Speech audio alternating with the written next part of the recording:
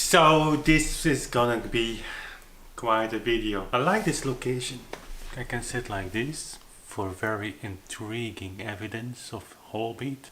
I can sit a little bit relaxed, or I can put my glasses like this and look very intellectual.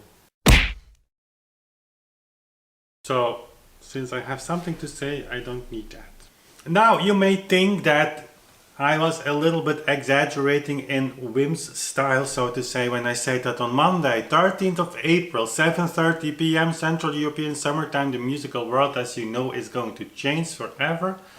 But actually I'm very serious, because with this recording, with this release, we are going to publish something, we're going to give something to the world that's similar, symbolically similar to the Hammerklavier Sonata, but we're going to do it with a work that's much more known and a little bit surprising to me, but I think it's just the truth that a lot of more people care about the Fifth Symphony than they care about the Hammerklavier Sonata. And there are so many things that we need to address, and we will address them, a few only here in this video. And you can expect people to come on the comment section on the channel and say, hey, this is all nonsense because it's too slow, and Beethoven, this is not Allegro con brio, I'm sorry.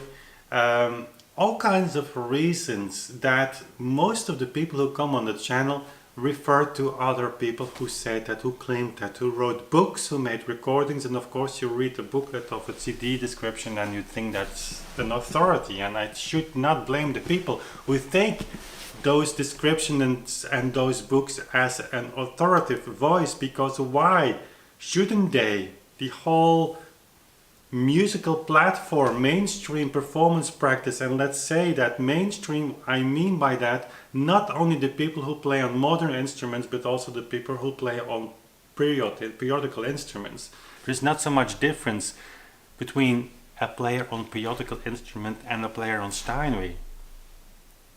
I would say, perhaps sometimes, certainly for this early 19th century music and late 18th century music, that people who play on periodical instruments take us further away from that spirit of those composers back in the day, because why? They want to speed up things even more than the Steinway people do. Now, the mainstream musicians playing on modern instruments, they are doing their best to catch up with the guidance that is given by people of the early music scene, and it's just insane.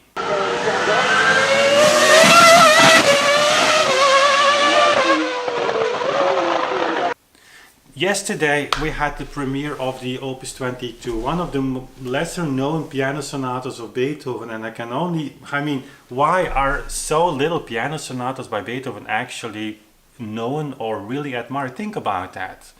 The B-flat major sonata is a remarkable piece. The middle section is opening for an entire century of music, but someone suggested me in the chat during the premiere of that piece to watch a fragment from John Elliott Gardner's interview a few years ago about Beethoven's Fifth and about the tempo. Of course, that first movement we can play in 108 half note, I know that. And by the way, as a conductor, that's not so difficult. You only have to give time, you know, you don't have to play.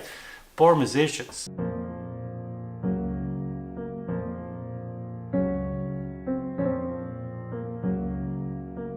And of course he's playing with the best players imaginable. And okay, it matches the music he plays. But not a word why. He's even saying, yeah, I could imagine it even faster. Really?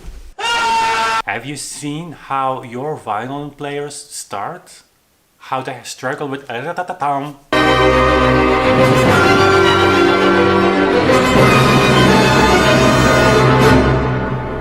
Why no one on this planet is able anymore to distinguish an eighth note pattern from a triplet pattern.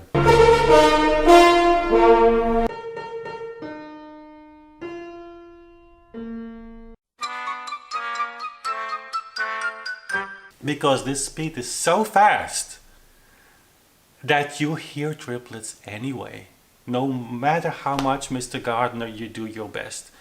But then comes the interviewer who says, well, you have even conductors who play it in 74. 74, really? And then Gardner starts to laugh.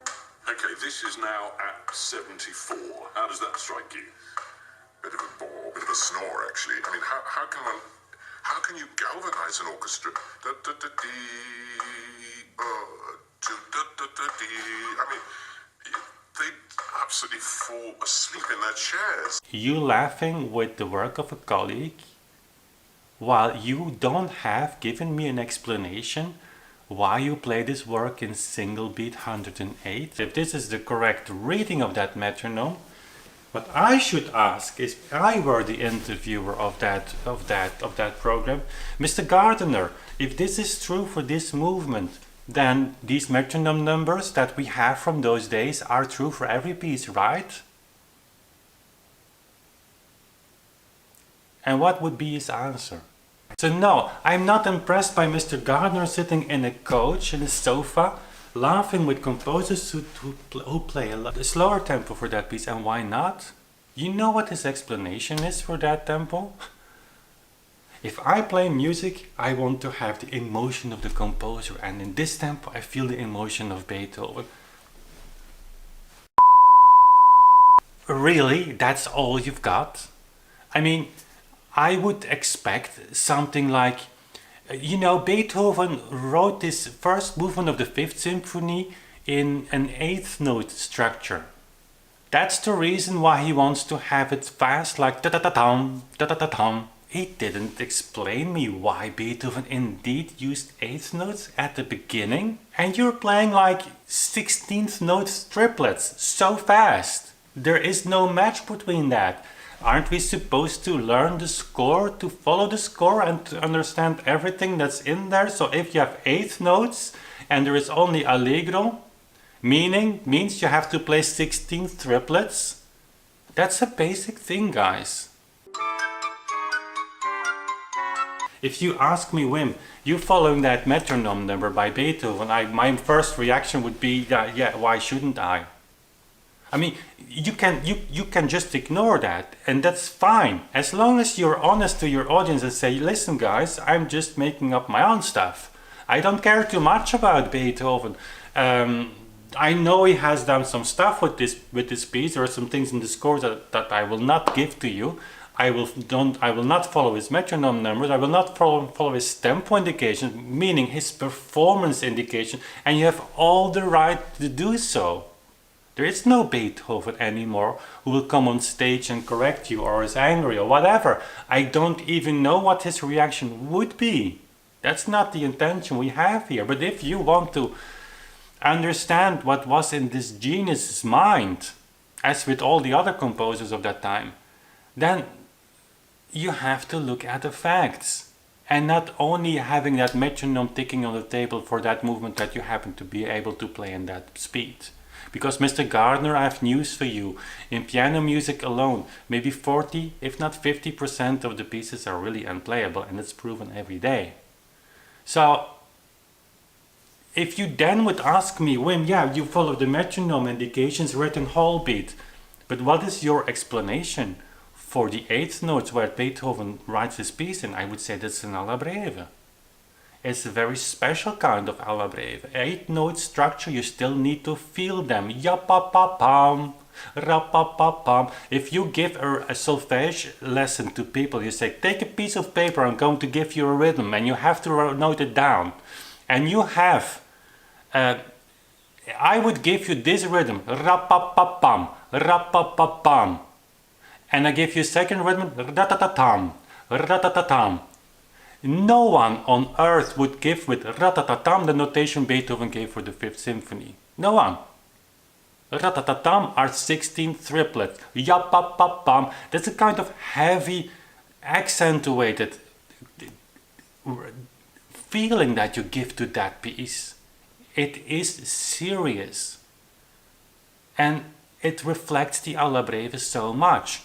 You are on the edge of turning the eighth notes even into slow 16th notes. There is a kind of threshold there that you have to respect. And then it's 2/4. It's not cut time. Why? Is someone explaining that ever? This is not an easy question to explain, and I would give just what I think about that. which is in this case it's like a halved alla breve. It's like alla breve into two. Same notation. It's actually an alla breve notation.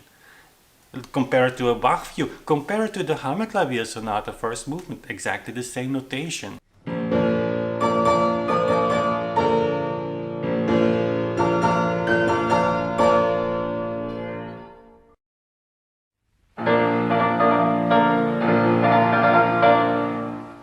Compared to the 40th Symphony of Mozart, the G minor symphony, the same notation. That's what they call the heavy notation. They use that to have a kind of strong message, serious, heavy, more legato, not that would be my answer, and the metronome number read in whole beat reflects that 100%. I'm sorry that I'm ranting like that, but then people would say, yeah, but that's dogmatic. It's dogmatic to take a metronome indication from the composer and try to implement that. I have no idea what could be dogmatic for us musicians to just take the tempo indications from Beethoven and implement them. I mean, why wouldn't you do that? And why is it that so many people claim to do that when if you're going to look into the real world, they don't? Why is Andras Schiff, which I respect a lot as a musician, I'm not saying anything bad about him, why is he making lectures about Beethoven's Hammerklavier Sonata saying that the metronome number shouldn't be talked about because it's obvious and it's clear? Well, that's 138. Why is he recording the piece in 116 then, later, and no one checks? And if you say that, you shouldn't be dogmatic, then he should be not making that claim, right? The reason is, of course, that people are not interested in reconstructing that music. They are simply not interested. They are just looking to what is happening today. They are born with this music like we are playing it today, and they don't want to change it. But yet they claim that they're going back to Beethoven's original voice. And if some people like we say, hey, but this doesn't make sense, because if that's what Mr. Gardner claims to be true, or Mr. Zander, if that's correct, okay, then let's look at all the metronome numbers and not just pick some of them for a fancy interview to prove that it is obvious, and knowing that the audience will not ask anymore, because you have thousands of metronome numbers. We all know that. That makes no sense. And what do we do with those metronome numbers? What do we do with them? So yeah, what does it mean to take those tempo indications serious for the music scene in general? As I told you, it has the potential of changing everything, and that's part of course, I would say the counter forces that come. I mean, when you accept this idea as whole beat, as the evident truth, and I can tell you, I mean, what's the other solution? Even without theory, what's the other solution? Then indeed everything is gonna change. Everything is going to change. And I can understand when you listen for the first time to a symphony like this one, the Fifth Symphony, those first three notes are so well known that the first reaction can be like, no, this cannot be true, because then all the other conductors are just not right with what they do. So I very much can relate to this feeling. But it doesn't change the facts. It doesn't change the fact that there is simply no other solution. So, and if you are confronted with like a complete new version of a work that's so well known, then you'll have to go through this shock, and there is only one way to do this. That is, for a moment, accept this to be true. Because if you're going to doubt during the performance of such a piece, if you're going to doubt while Alberto and I am playing the Fifth Symphony for you, whether this is historically correct, then of course, the musical message will get lost. You will even refuse, I think, to let it penetrate your feeling, your heart, your brain, whatever. But if you just open your mind for a moment, and even perhaps not like in a way that this is the historical truth, but just as a performance, let the music absorb the musical message. That's a powerful way to understand this. For me, sometimes mind-boggling that people defend a system that has no reason to exist. The assumed single beat of half beat interpretation, which is, if you talk about metronome numbers in whole beat, is the reaction you will get from many musicians and colleagues and musicologists. No, that's not correct. There's a single beat modern reading that was applied all times, no discussion. What are you actually defending?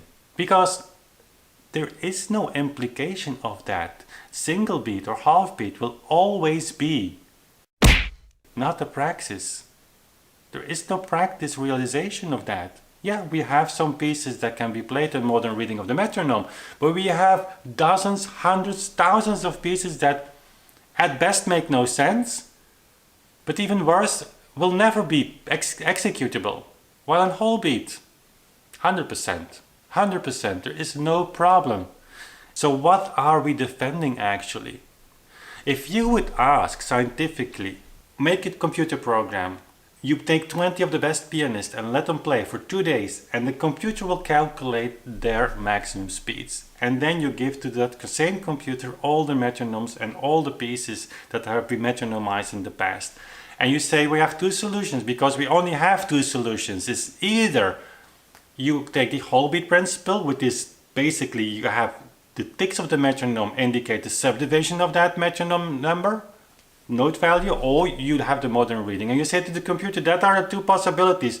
There you have a group of 20 pianists who have been playing for 2 days of even 1 month. So you have the best possible maximum speed average that you can take. What is the version that of which is the likelihood the highest that it is historically correct or just correct? And that computer will need probably 0.1 second to come up with a solution.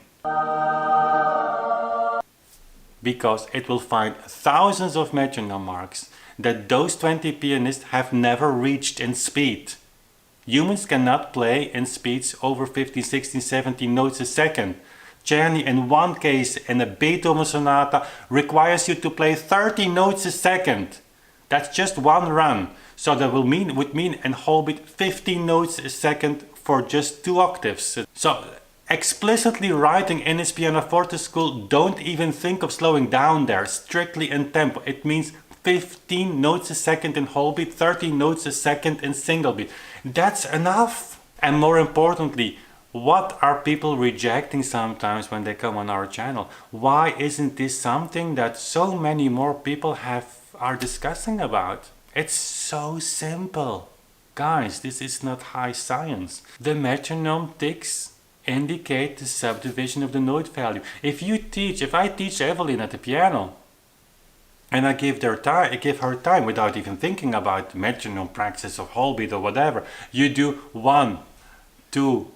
If you tick on the piano, which I don't do on the Fritz, with the pencil, as Czerny in his pianoforte school part 1 is suggesting, not count, but tick, you applying the whole beat principle, because he does tick and tick and tick and tick. If Quantz is saying to you, just measure the quarter notes with your foot, in, that's whole beat. It is so mind-boggling simple. And so yes, we are going to change with this recording a lot. And I can only hope, and that's the thing that drives me and that drives Alberto and that drives so many more musicians that come on board, that musicians of all kinds are seeing the incredible possibilities here.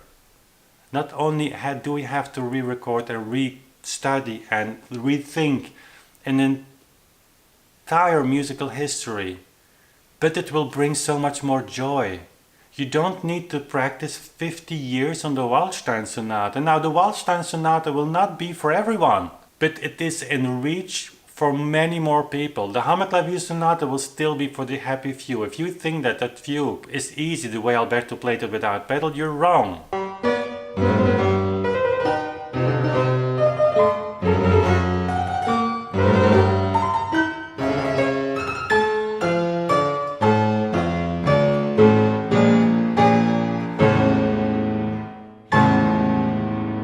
It's terribly difficult, but it's not only related anymore to the number of seconds. It does not require you to push you for further and further barriers to conquer, to have speeds that are just hurting. And this idea, waking up in the morning with the idea that you will never ever be there where Liszt was, where Chopin was, where Beethoven wanted you to have. That is over. You can just come on stage and be in power of your instrument and be in power of your audience, because I can tell you, the times that you play, that you take the risk of doing this for an audience, you will never forget that. There is a message that you deliver to your audience that is not possible when you play it much faster. But the return is so immense. Once 1 second you need to have this light bulb moment to see in an adagio of Beethoven or what, doesn't matter which composer, to see what is there, what you've never seen. And now through this foundational, actually the basis of tempo, because tempo is so important, it changes everything. It gives you the room to do that. It's not possible. I mean, you need time for certain things. The harmonic structure is thought from a certain time span. It's called timings. The composer were playing with timings, hence they call for tempo, for devices that could really measure the tempo. And once you do that, you will see that these compositions are so incredibly well made that they surprisingly survive still today. Once you lay out the foundations as the composers had in mind, guys, what happens, it's unbelievable. You don't have to fight the music anymore. It's just there. It's an important day. Monday, 13th of April will be an important day.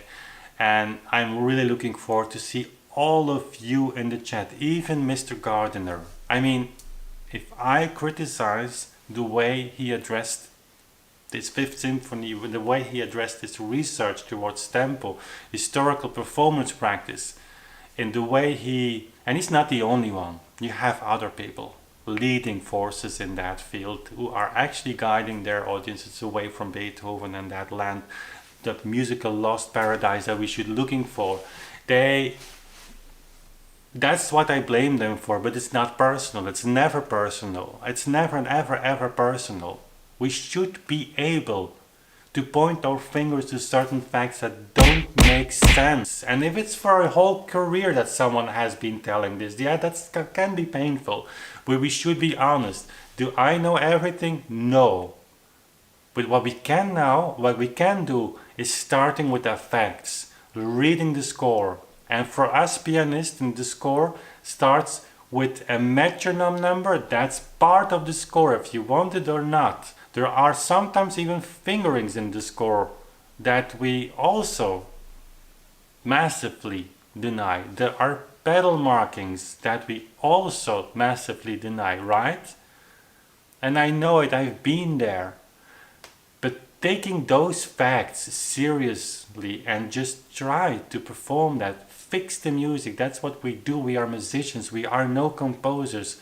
We have not a reason to say my tempo is better than that of Beethoven. You can say that, but we actually don't have a reason for that. And just fix the music. And what happens then, hopefully, you will hear on Monday 13th of April, 7:30 p.m. Central European Summertime. Don't miss that.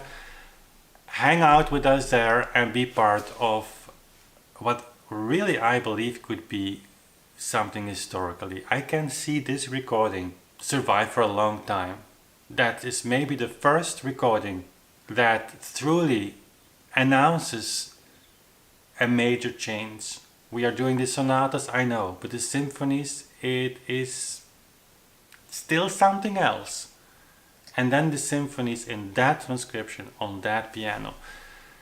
That's a milestone. As in a few months or weeks we will have the Trio Opus 38. It's a reduction by Beethoven of a septet with the clarinet and cello and the piano. That also will be a milestone. But there's a lot of work because before it can come on the channel, it will. But this 5th symphony, be there guys. This is a little bit of history. No.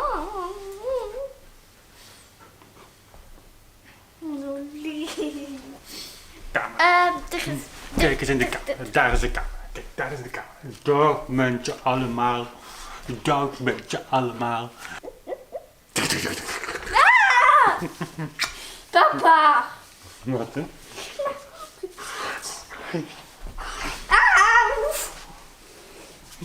Hello people. I am Sibo. Van het Nielerdal. I'm a very good dog, but they like to eat people.